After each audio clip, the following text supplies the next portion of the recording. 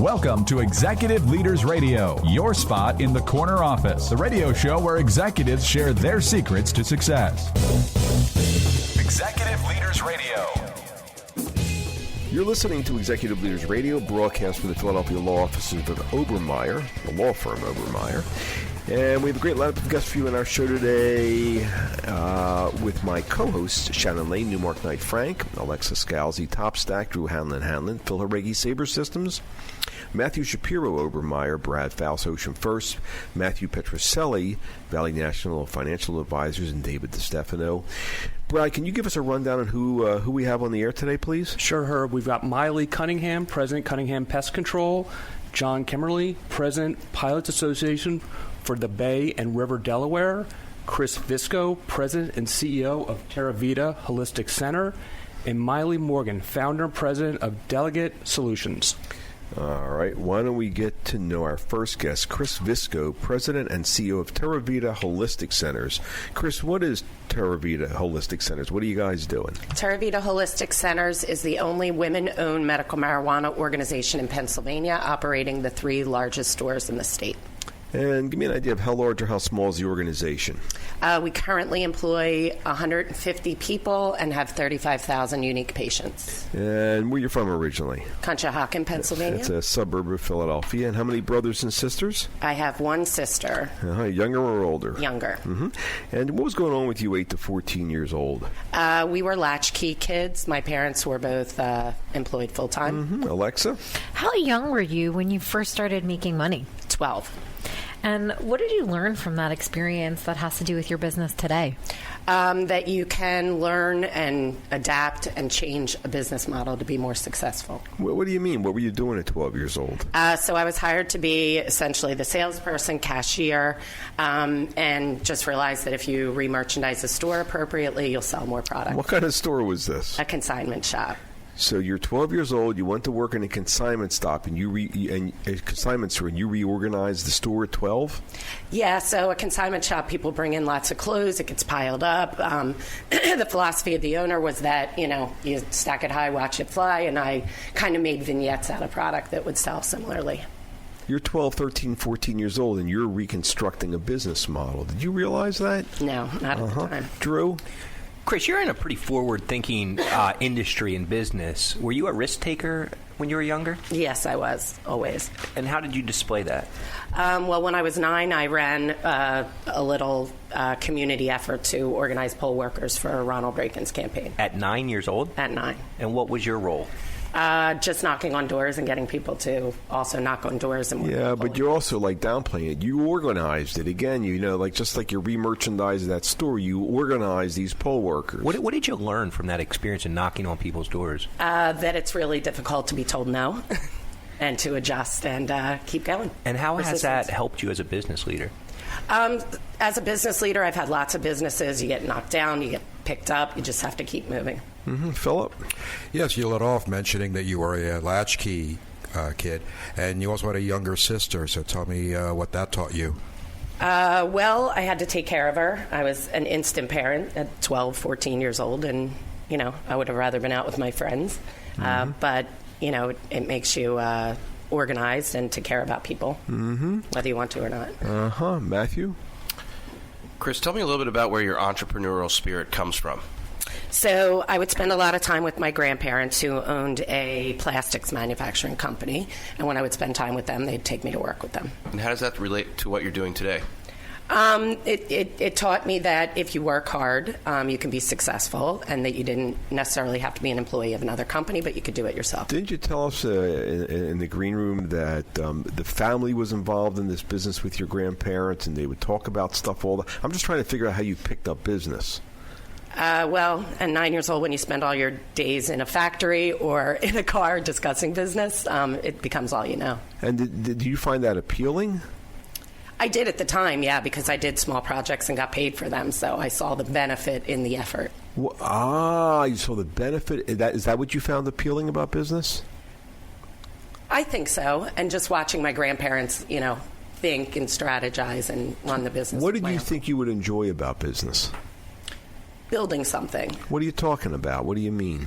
I mean, starting from the ground up and watching something grow and flourish. Isn't it frightening having to work from a blank piece of paper? Always. But you enjoy that. It's a challenge for you. You like challenges. I do like How challenges. young were you when you liked challenges? How did that get demonstrated? I think most of my life I liked challenges. In elementary school, I was not challenged, and they tested me and tested my IQ, and I got to move to another school with a completely different culture of people, but it was the best thing for me. Why?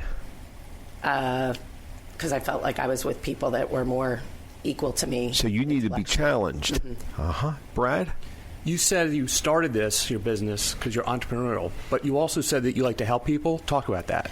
So when I watched the industry growing around the country, obviously it's big business, but I also watched a video from a young girl in Colorado who was 3 years old, had epilepsy, was about to die, literally given the last rites before her parents would use medical marijuana, and she's alive today. And where did you get that desire to help people? From one of your parents? I think so. From my father. He was always helping people. What did your father do? He was a detective. So you got helping people from your dad? Yeah, I would say. Wait. Your father was a detective and you got caring from your dad? What are you talking about? Well, he was a forensic investigator, so he saw the most horrific of crimes and reached out to families to help them on his own. And how's that affecting you, the fact that Dad was a detective and he saw the most horrific of crimes? I think it translates with me today. I have lots of patients who are extremely sick, and people don't necessarily see the industry that way. But I do a lot of things behind the scenes that I don't necessarily advertise for my patients. You really do help your patients. You go the extra mile, don't you? Mm-hmm. Matthew? And how about your mom? What did your mom do? She was a CPA. And you said that she went back to school late. When did she do that? She did, 28. So I was, 8, 9 years old. Do you remember that? How did you feel about her going back to school? I do remember it. She was really proud of it. I don't know that I understood the significance at the time, and she wasn't home, so. When did you start to understand the significance? Probably when I was in school myself. Yeah. That's cool. So are you more like your mom or are you more like your dad? I'm more like my dad. How come? I'm more social.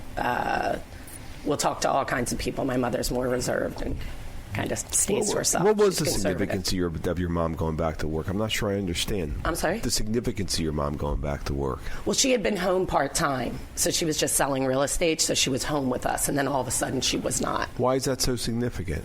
Because I had to take care of my sister, and I couldn't have the lifestyle I necessarily wanted. Shannon? In the green room, you mentioned something about teaching people to make lamps. What were you talking about there?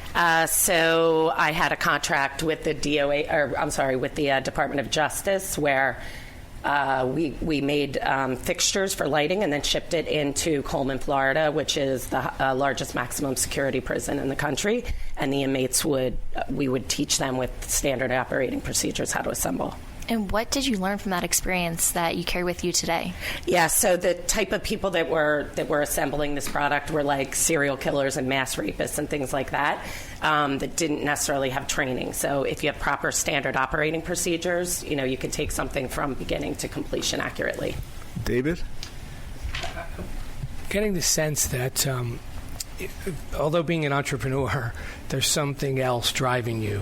What role does passion play in your career and in launching TerraVida? Yeah, I always, when we applied for the license, I wrote in the application, you can't make up compassion and you can't make up passion. You can go to work and try to do things, but our business model shows that you've got to passionately embrace a market and engage people and develop loyalty. Do you see yourself as a change agent for this industry because it still has a stigma? I do, 100%. Unfortunately, I've gotten a lot of accolades for being the only woman in it, so I have a strong voice to end the stigma. It sounds to me like you've got a lot of guts and courage. I mean, when you were a kid, when they moved you to a school that was more challenging, I mean, who wants to get more challenged? You wanted to be more challenged. You thrived. And it sounds to me like you really do appreciate making change like you did in that store 12 to 14 years old. And the fact that with your grandparents, you really appreciated them, talking about business and that you could compensate. You like the idea of being compensated for your efforts, which means you want to put forth efforts. What am I seeing about you that's not on par, that's not correct? I think when I was a child, I was in a culturally diverse area. It was very challenging. My younger years were very challenging. But again, you pick yourself up, you keep going, you reinvent yourself all the time. What's that have to do with building this business? Well, I owned a marketing firm. I was a political strategist. I had a manufacturing firm. And in each business, you watch the trend moving forward and see you've got about 2 years left and move into the next thing. And that's kind of what I did with the marketing business. Do you ever sleep? No. Okay, I just wanted to make sure I understood. Now I sleep 3-4 hours a night. And Chris, what's the website address of TerraVida Holistic Centers? TerraVidaHC.com. TerraVidaHC.com. We've been speaking with Chris Visco, President and CEO of TerraVida Holistic Centers, here on Executive Leaders Radio. Back in a moment, right after this break. Want to help building your business with help from this show's CEOs?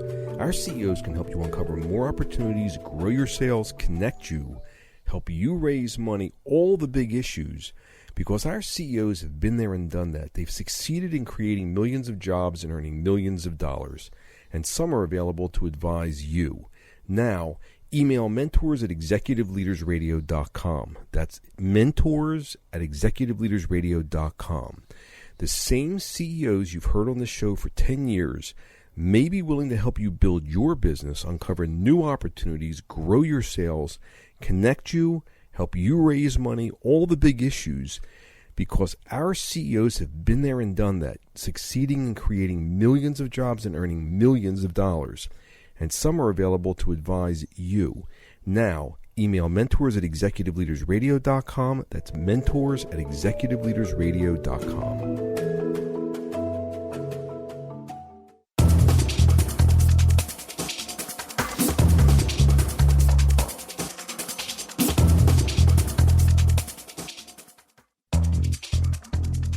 We're back. You're listening to Executive Leaders Radio. This is your host, Herb Cohen. We'd like to introduce Emily Morgan, founder and president of Delegate Solutions. Emily, what is Delegate Solutions? What are you guys doing? We're a premium virtual assistance firm, and we work exclusively with entrepreneurs, helping them with all of their administrative needs. Where are you from? Where were you from originally? Mount Laurel, New Jersey. How many brothers and sisters? 2 younger sisters. And, how young were you when you were coming up with ideas? Always coming up with ideas. I was raised by 2 teachers, so we had summers off, so we were always out, doing things outside, playing together. Now, didn't you mention to me that maybe aside from just ideas, you were really improvising? Give me an idea of how young were you when you were improvising? Probably my teenage years. My family had purchased property up in Maine, and it was basically the equivalent of camping, but in a home. So, for example, we didn't have toilet or anything like that. So my sisters and I would have to take the toilet and dump it down the driveway, and that was sort of what we would do. So you how'd you go improvising this? So, you made fun and games out of stuff, and you really give me an example. Yeah, I mean, it's absolutely traumatic to have to do that as a teenage girl at that time. So we just tried to be really silly about it, and I'll spare you the details from there. And then the idea is that this is really a rather innovative business you've started. Drew. And you mentioned your parents were strict growing up. What was the impact of having strict parents? Rebellion, I think. So you were a little bit of a renegade? I was. When I was 19, I ran off with a guy that I barely knew and got married by a pirate in Key West. And what's the impact of being a renegade have to do with running a business? I think when you do something like that and you get comfortable that you make it through the other side, it builds up, tenacity within yourself that you can do anything. And having strict parents, what did that teach you about running a business? It taught me that, you can have constructs and still be successful, whether it's, whether it works out as you planned or not. There's safety in that. How young were you when you first started making money? A young teenager. And what did you do for work? My first job was working at McDonald's. Did you do anything there different to improvise? Yeah, you're constantly having to shift from, one job to the next across your shift, or if you got assigned a particular shift. What's that have to do with what you're doing nowadays? Well, as the visionary of my company, I have to do lots of different roles and move into lots of different seats as we grow and scale. Brad? Your parents were both teachers, but you're entrepreneurial and started your own business. What did your parents think you were going to do? Or what did your mom tell you she thought you'd do? Yeah, my parents told me they thought I would always go into business, but I don't think she understood what that meant, nor did I. Why do you think they said that, though? Something that she saw in her kid. Would they see something different than them, that you'd go in a different path? Yeah, I think because I was very independent, like we shared earlier. Philip? You know, one of the things your business does is help people sort of like live their best life, almost like having it all. Is there something about your childhood and being raised strict that influenced that philosophy a little bit? Yeah, I mean, to me, my motivation and my vision is all around freedom. So we create freedom for people to do what they love and have a big impact. And that translates not just to our clients, but to our team as well. What are you talking about? How does it translate to your team? So a lot of the people that work for me are women that are choosing to leave traditional corporate structures so that they can have freedom to take care of their families, whether it's aging parents or children, and just be present for them. Shannon? Emily, earlier you mentioned that your mom was a stay-at-home mom, and at a young age you decided that you also wanted to be home for your future kids. How does Delegate relate to what happened back then and what you're thinking? Yeah, I think it created a model for me of what I envisioned, with having a child. But at the same time, I knew I didn't want to give up professionally what I was working on. So starting the business allowed me to do both. Matthew? So tell me, how many employees do you have? About 35. And of those employees, how many of them are also single moms? Single, not everyone, but women. We have all women, only one male. And the majority of my team is caring for children, caring for aging parents, things like that. And do you interview all of them before you hire them? Yes. And tell me about that. How do you pick the people you're hiring? Well, I want to understand the story of what is bringing them here. If I can understand their story, I can determine whether or not it's a fit for what we do, because we're a flex work company. And so how do you feel being able to give those folks that job that allows them to be present for whatever it is they need to be present for? I see it as my greatest responsibility, being an employer. What are you talking about? What do you mean you see that as your greatest responsibility? I'm creating a job that doesn't exist in the marketplace, and it's allowing women to still contribute to their family financially, but yet still be present for their family. That's really what drives you, doesn't it? Right. What are you looking for in their story in order to figure out whether they're the right person or not? Well, in our work, you really have to be able to jump from client to client, team member to team member, project to project. And so adaptability and resilience, we work only with entrepreneurs, so the personality traits that come with that can be demanding at times. How high is up? How large or how small do you want to build this business to? Our 10-year vision is to become a $30 million company. You have a 10-year vision? We do. We follow EOS. All right. I just wanted to make sure I understood. Matthew? Caring seems to be something that's really important to you. Talk to us a little bit about where you learned that from and how it impacts your business. Yeah, well, both my parents were teachers, so they're very caring in the way that they, chose their profession. But I think that really just developed me and my sisters into, being mothers and all that. Mr. David? Even though your parents thought you were going to be a business person and not a teacher, am I reading it right that what you do today is really teaching people a better way? Yeah, we teach delegation, and we teach people how to think differently about how they can make more of their time. How does that make you feel? I love my work. It's kind of like motivating. Roots and Wings, right? Yeah. You're taking the best of what your parents We're did. teaching freedom strategies. We're teaching people how to have a different path for themselves professionally. So you really are a teacher. I guess so. It sounds to me like you're really capitalizing on this whole internet thing where everybody's able to work virtually. You fundamentally are a virtual business, aren't you? 100%. Are you still able to help your clients as if somebody was sitting next to them? We work with clients 1 to 2 hours a day, so we don't handle things that you would need someone sitting next to you. So we'll do scheduling, travel, project management. But I guess in today's environment, the whole idea is everybody's comfortable working virtually, so it's great to have a virtual assistant there. Yeah, we have the tools in the system, and it helps minimize headcounts. A lot of entrepreneurs are on the go. They don't need or want office space. They don't want big headcounts for their team. Mm-hmm. So what time do you get started to work? What time do you start working in the morning? What time do you end at night?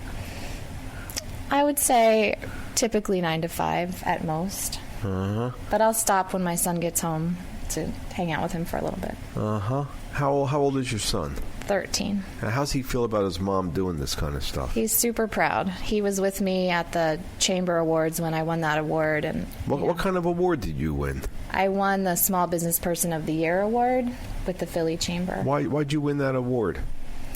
I attribute to the Chamber's willingness to think outside of the box when they look at traditional businesses, because ours is totally untraditional. Uh-huh. And your son, how do you know your son's proud of you? Well, he was my date, so he was the only child in a room of 200 adults. And a lot of my speech was really about him being the impetus for the business. Your son was the impetus for the business? 100%. Tell us more about that. When I was pregnant with my son, I was at a position where I didn't want to deal with commuting in and out of the city and dealing with the pressures of, traditional 9 to 5. So I learned about the virtual assistant industry when I was still pregnant with him. And after he was born, my husband at the time lost his job, and we were really in a tough spot. So I said, you know what, I'm just going to step out and try this, and started the business within 6 months of him being born.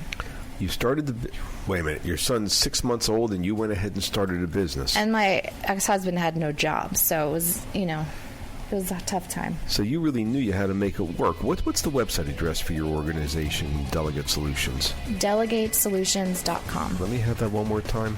DelegateSolutions.com. We've been speaking with Emily Morgan, founder and president of Delegate Solutions here on Executive Leaders Radio. Don't forget to visit our website. It's executiveleadersradio.com to learn more about our executive leaders. We'll be back in a moment right after this break.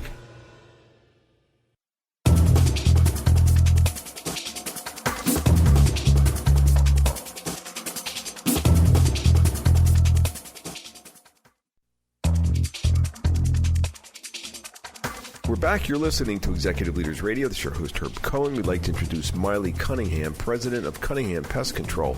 Maily, what is Cunningham Pest Control? What kind of stuff are you guys doing? We're a full-service pest control company servicing the greater Philadelphia area. And where are you from originally? Delaware County. All right, which is a suburb of Philadelphia. And how many brothers and sisters do you have? One. Older, younger? What's special about your... Younger brother, younger half-brother. Why do you have a younger half-brother? My father left when I was 3, and my mother remarried, and my brother came along when I was 13. What's more impactful, your dad leaving or your mom remarrying? I would think my father leaving. Why? Well, there's a hole in your life if there's a parent not around and chooses not to be around. Okay. Alexa? Maily, as a kid, who would you say is the greatest influencer in your life? Probably my mother. How so? My mother was coined adoringly a tiger mom. What do you mean by that? She was strict. My mother's Vietnamese and grew up and passed on very strict living situations in the home. Are you that way today in your home? No, I'm not. Mm-hmm. Now, how's that affecting your growing the business? I think what it did mostly was made me tenacious, never gave up, always moved forward. Okay, just wanted to make sure I understood there. Matthew? So take me back to when you were young, 8 to 14, and tell me what was it like to have a tiger mom as a mom? How'd that feel? It was tough. Why was it tough? Well, you want to grow up in an environment as a kid to be loved and hugged, but I didn't realize all the good lessons I was learning later in life because she didn't have it easy. Coming to a new country, raising a child by yourself, These are all very valuable lessons that I've taken into life. So how did she teach you? Like, what lessons did she teach you? What's the most important one? Well, she never gave up. When my dad left, she had to go to work. She had to raise me.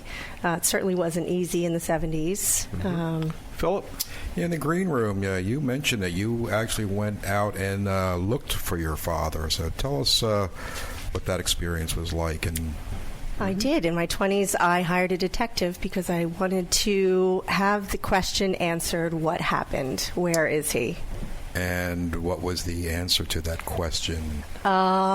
We found him within 24 hours and met him. We had a relationship for a little while, but I learned that you want to be surrounded with people that want to be with you. It doesn't matter if they are blood related or not.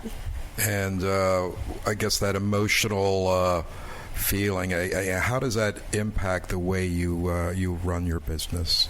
Well, I like to know what's going on, and I don't like to leave any stone unturned. So you're able to pick and choose your friends, aren't you? Yes. Are some of your friends like family?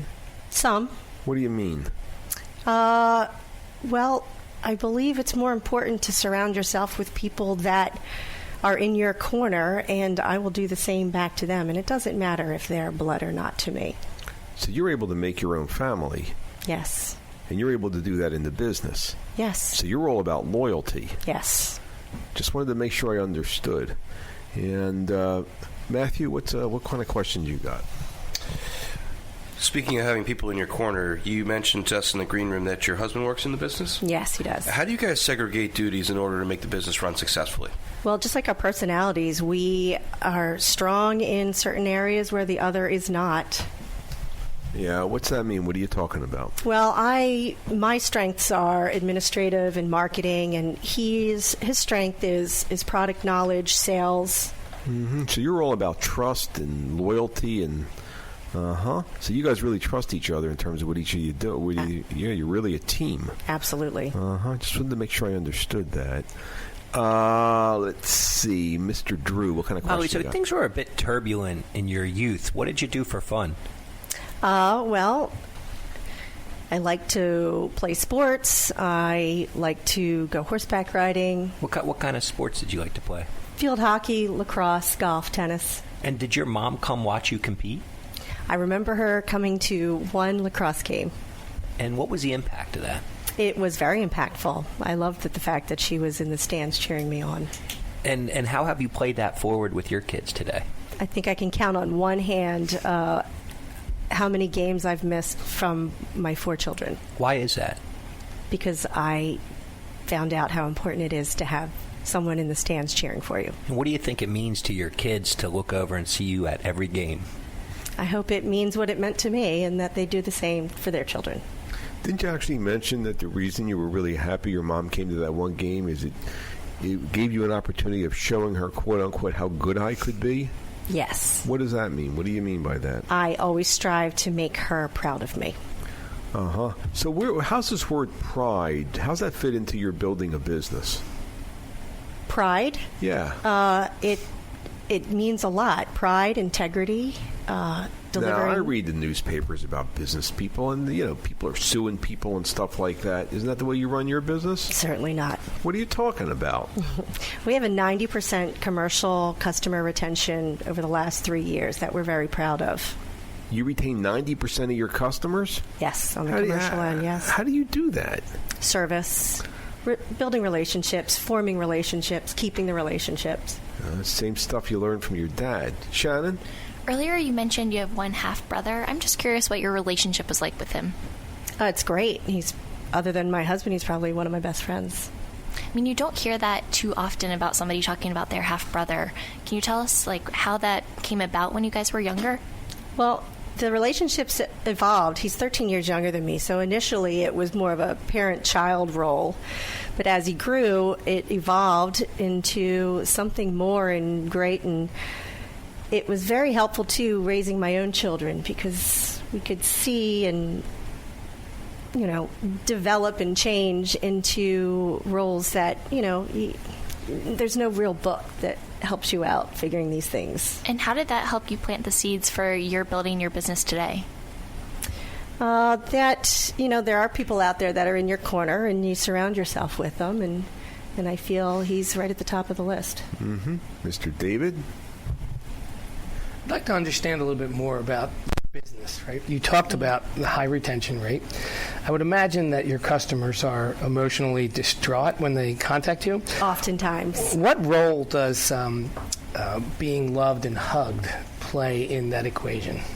Being loved and hugged from my customers? Yeah, the love and the hug you give back to them in time of need. Well, I'm a comfort specialist because people that do call us oftentimes are distraught. And it's my job to not only service, but to let them know that whatever the issue is, we'll take care of it. Brad, come on back again. What else you thinking? You said for your job, you've got to be compassionate to your customers because they can be stressed when they call you. Do you get that from your mom who raised you, or where do you get that compassion from? Some with my mom, yes, but I also feel that my grandmother was very loving growing up. What was your relationship with your grandmother? She was the wonderful baked cookies at home. Grandmom played games with me. And you think that helps you with your business today? I think so. Everything that's gone in my life helps. How? Like, how does that influence the way you treat your customers? Well, I treat them like I would like to be treated. You get that from your grandmother? Yes.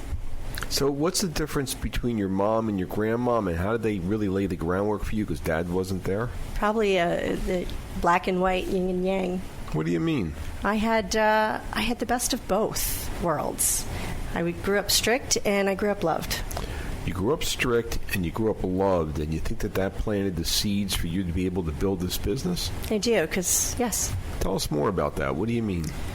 Well, we're in pest control. It can be very one-dimensional, and we want to take it a step further, and we have community outreach programs that we're involved in, and we come and we'll take care of the pests you have in your house. It's a dirty job, but somebody has to do it. How about in terms of the personality traits to build the business? On one hand, you got to be tough. On the other hand, when you got to be compassionate. Didn't you tell us actually earlier in the green room that, one of the upsides of your dad leaving is you knew you just had to keep moving forward, but if you just keep moving forward, you can never something else? What was that about? I'm not quite sure, but you just have to reinvent yourself. Life throws at you curves all the time, no matter how much you plan and think you're prepared. Mm-hmm. You just have to get right back up on that horse when something comes your way. Mm-hmm. What's the website address for Cunningham Pest Control? It's CunninghamPest.com. Give me that again. CunninghamPest.com. Uh-huh. So the thing is, when bad stuff happens, as opposed to being victimized by it, you got to pick yourself back up, which you experienced in your own childhood, and somehow that's helping you build a business, huh? We've been speaking with Maily Cunningham, president of Cunningham Pest Control, here on Executive Leaders Radio. We'll be back in a moment, right after this business spotlight. Want help building your business with help from this show's CEOs? Our CEOs can help you uncover more opportunities, grow your sales, connect you, help you raise money, all the big issues, because our CEOs have been there and done that. They've succeeded in creating millions of jobs and earning millions of dollars, and some are available to advise you. Now, email mentors@executiveleadersradio.com. That's mentors@executiveleadersradio.com. The same CEOs you've heard on the show for 10 years may be willing to help you build your business, uncover new opportunities, grow your sales, connect you, help you raise money, all the big issues, because our CEOs have been there and done that, succeeding in creating millions of jobs and earning millions of dollars. And some are available to advise you. Now, email mentors@executiveleadersradio.com. That's mentors@executiveleadersradio.com.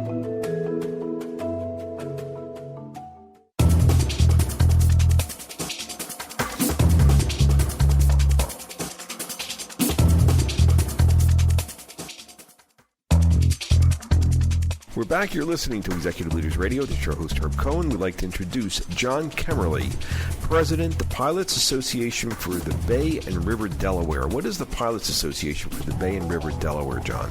It's a group of Delaware and Pennsylvania state licensed pilots. We provide pilotage services on the river and bay. We complete about 7,000 transits a year. up and down the river, large commercial vessels in the narrow channel. All right. Where are you from originally? Westchester, Pennsylvania. Which is a suburb of Philly. How many brothers and sisters? I have one younger brother. And what was going on with you 8 to 14 years old? Well, we were playing a lot of sports. Our parents encouraged my brother and I to pick up odd jobs, so we cut lawns. I delivered papers the old-fashioned way on a bicycle. Shoveled snow in winter. Normal stuff right there. Matthew. John, what sports did you play growing up? We played all the sports. We played, baseball, basketball, football. Played some soccer, but baseball was my favorite. And what position did you play? I played pitcher, and if I wasn't pitching, I played shortstop. Sometimes I'd catch a game or two if that's what they needed. So pitching, standing alone on that mound, what did that teach you about life and about business? That, sometimes it all rests on you, and sometimes things don't go the way that you expect them to, but, it taught me perseverance and taught me a lot about leadership. John, you mentioned earlier your dad was your coach. Yeah, for the earlier part of my career, he was my coach. And what was that like, having dad coach? It was good and bad. It was bad because no one liked to be the coach's son, but it was good because I knew that I'd be playing. I knew that he would trust me. He was a good coach. He taught me a lot about the game, so I knew I'd be given the ball. And it sounded like your dad relied on you a lot. Yeah, sometimes my own detriment. We had, depending on the year, we had some decent pitchers. As we moved along, I got better and better, and he relied on me more and more, and sometimes to the point that I'd be a little bit overworked. What does that mean to you today to look back and realize, like, your dad, you were almost your dad's hero? He looked up to you on the field. Well, it was great. I mean, it was one of the highlights of my childhood as far as, like, playing with him, playing for him, and the fact that he did trust me that much. So. And how has that impacted your leadership style? Well, I rely on that today. I mean, things are never easy. You face a lot of different tough situations. A lot of times things are resting right on you. Sometimes you feel that's unfair, but you have to push through and work through it. Matthew? You said sometimes he overworked you. Do you have a specific game you remember? I do remember it. It was a game, a hot summer day, and I guess we had a few games in a row, and most of our other pitchers were tired, and I was tired as well. But he kept coming back out to the mound and asked me if I was okay, and I kept saying no. And he said, "Well, we don't have many other good options, so what do you think about keeping on going?" So kept on going. And luckily, we scored a bunch of runs and won the game. Well, you said, what exactly did he say to you? He came out onto the mound. Well, he turned around and said, "Do you see anybody else on the field here or on the bench that you think might do a better job in this moment?" And I actually thought no, because the other pitchers had pitched a lot. So we pushed through, and we won that game. And what do you take from that experience that you bring with you still today? Well, from time to time, especially in our group, we have to rely on people. Things get dicey on the river from time to time. You have to entrust people with responsibility to go out there and do the job, different conditions. So, some days I have to lean on others, and hopefully they react the same way I did that day. Brad? John, you're obviously very close to your dad. He coached you, but you said in the green room you wanted to go on a different career path than him. Talk about that. Yeah, so they sort of had a plan for me and a path laid out to go to college locally and to major in business like my father did, and it just never felt real to me. And of course, I waited to the 11th hour to sort of change direction. So at the 11th hour, I decided to go to a federal military school and sort of give up a free ride to another college. And it was a difficult time because they had it in their minds of where I was headed. How'd they feel about that, though? They didn't feel very good about it. They were very conservative and thought that I was giving up a really rock-solid opportunity that they had helped me work for, and that the path I was going involved a little bit more risk and was a little bit more out of my comfort zone. So you took a risk. You went against what your parents wanted to do. Where did you get that desire to take a risk, or where did that come from? Well, I had in hindsight, I had a mentor that came into my life that I looked up to, and he was someone that was successful in business, at least compared to, say, my parents or the people I knew. And he was the type of guy, he always had a new Cadillac every year, and I never understood how does this guy, have the means to go and buy a brand new Cadillac every year. And eventually he was the type of person that encouraged me to go in a different direction if I felt strongly about it, and to not shy away from that. Philip? Yeah, so fast forward to today, you've defined and found success in a, very different way. So tell me how your coach father feels about the way you've found success. Yeah, I think he realizes it was probably the right move for me. I still don't think, anytime you go against your parents, especially in a situation like that, it's always difficult and there's always hard feelings. But I think at the end of the day, he'd be proud of what myself and my brother have accomplished. Mm-hmm. Shannon, what are you picking up? Can you tell us a little bit about your mom and what she was like when you were growing up? Yeah, she was college educated as well, but my parents, they were both the first people in their respective families to go to college. So she inspired me to seek out my own path, and she was great at supporting me academically and definitely encouraging me in the same way they had been encouraged to grow up to go to higher education and make something of yourself. And what did that teach you that you carry with you today? Well, in our world, it's constantly changing and evolving, as it is in all businesses. So it's just sort of a go with the flow, and you never stop educating yourself. And the minute that you do, you're going to get into trouble. So I take that with me. And she had a very determined work ethic too, which sometimes late nights out on the river, you have to sort of lean on that as well. Mm-hmm. John, going against your parents and changing direction late in the game was a bold move. How does that show up today, and what did that do to give you the confidence to forge new paths? Yeah, I think I lean on that from time to time to think about how sort of risky it was, but at the same time, looking back, it really wasn't. I was relying on myself, and I think we've all experienced that in our own lives. So I try to lean on that from time to time. If I have to take a risk or I want to change directions in my own career at some point, I think that will help really embolden me to do it. And today you've got 70 partners with 70 opinions. That's absolutely right. So it definitely helps in those conversations, understanding that everyone has their own experience and doing my best to understand that and at the same time lead the group forward. John, you talked in the green room a little bit about your experience in the Merchant Marine Academy. Can you tell us about that? Yeah, it was one of those things, my father was in the military briefly, so I didn't have a whole lot of experience with it. I didn't really know what to expect. I did know it would be challenging academically as well as the regimental system. I did know that they would throw me in a ship somewhere in the world. So I knew there was a lot to be learned, and in the place that I was at, I was just looking to experience something different. And I knew it would be challenging, and it was. But I also knew that I more than likely would meet the challenge, and did. So what did you get from that military experience that has anything to do with building this organization? Discipline, perseverance. I mean, the discipline to do things the right way. There's no room for error out in the river. There's no room for subjectivity at times. There's a way you have to do things. You have to act decisively. And that just beyond instilled that. That's one of the best aspects of those schools. And what do you have in common with your dad? He went through his own challenges in his own childhood, so I think he found his way through. He was the first person in his family to go to college and to become successful in the business world. So, we have a lot of things in common. Drew, what else are you thinking? You mentioned your senior year in college, you found yourself out on a ship. What was that experience like?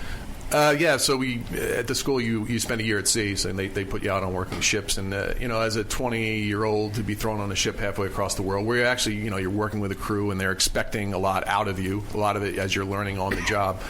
It's challenging. It's challenging to travel around the world.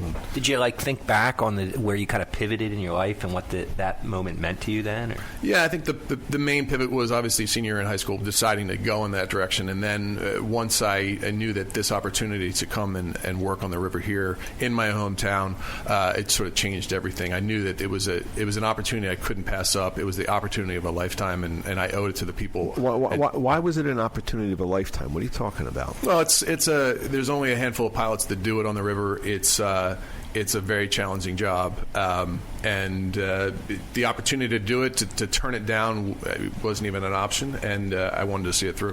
Why was it so important to you? What was it about it? Well, I think it really, to me, forged the fact that I made the right decision back then when I was a senior, and now here it finally did work out. I had a job that I loved in an organization that I love. And so how many years was it between the time you made that decision and took a risk and the time that you were offered that position? How many years? Well, it was 4 years, and then so really it was validation that you had made the right choice.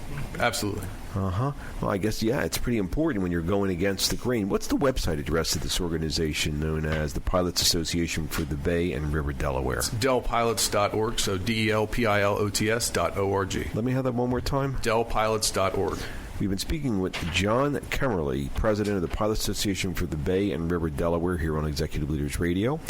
Mr. Brad Faust, can you please give us a rundown on who else we've had on the air today, please? Maily Cunningham, president, Cunningham Pest Control. John Kemmerley, president, Pilots Association for the Bay and River Delaware. Chris Visco, president and CEO of TerraVida Holistic Center. And Emily Morgan, founder, president of Delegate Solutions. Excellent. I'd like to thank my co-hosts, including Shannon Lane, Newmark Knight Frank, Alexa Scalzi, Top Stack, Drew Hanlon, Phil Haregi, Sabre Systems, Matthew Shapiro, Obermeyer, Brad Faust, Ocean First, Matthew Petroselli, Valley National Financial Advisors, and David DeStefano for giving me a hand structure in the questions. Hope you're providing our listening audience with an educational and entertaining show. Thank you for joining us today. Without you joining us, we wouldn't have a radio show. And have a nice day. Bye-bye.